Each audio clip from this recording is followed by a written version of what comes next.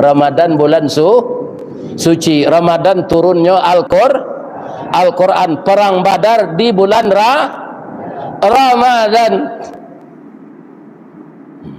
Syahrul Ramadan alladzi unzila fihil Qur'an.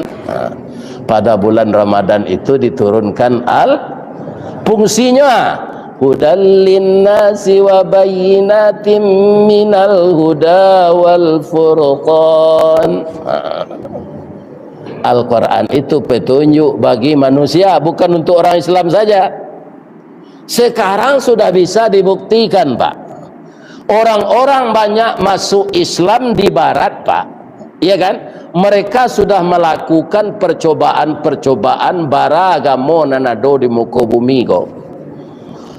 Nyo cubo jo agamo iko, kalau iko nan tumbuh dalam kehidupannya, iya kan? Ba'a menyelesaiannya. Nyo calik ke agamo lain, ndak ada yang bisa. Kemudian dia tidak masuk Islam, tapi dia mempelajari Al-Quran dulu. Itu orang-orang barat tu, Pak. Ndak Islamnya masuk dulu dong. Nyo pelajari. Ternyata apa yang dikatakan di dalam Al-Quran bisa mencari kesulitan yang selama ini dia hadapi, bisa lapih dari itu dengan mengamalkan Al-Quran. Bab itu, wa nunazzilu minal Qur'an ma huwa shifaa'u wa rahmatul lil mu'minin. Ya kan? Al-Quran itu diturunkan oleh Allah obat. Obat apa secara umum? Obat jiwa. Ya kan? Menjadi rahmat bagi orang mukmin. Itu yang mengatakan Allah. Jadi tak tumbuk galah kenapa tak sorong bajak ke batu. Segala kesulitan yang dia temukan, dia mengadu kepada Al-Quran, makonan kusui selesai karuh janiah. Baru setelah itu dia datang kepada ulama, dia bersyahadat.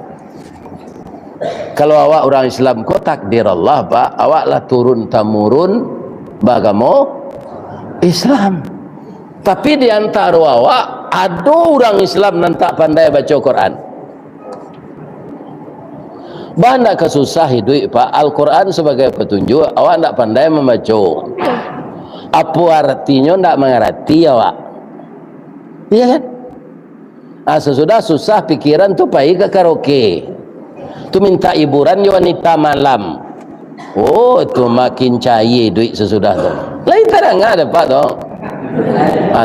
Walaupun kita lah gaik-gaik, Pak, apa baca lah Al-Quran 3 baris sudah pun dah 3 baris, 4 baris, 5 baris, apalah jari artinya. Jadi kalau ada kita problem, ada masalah, kita bisa menyelesaikan karena Al-Quran wahyu Allah.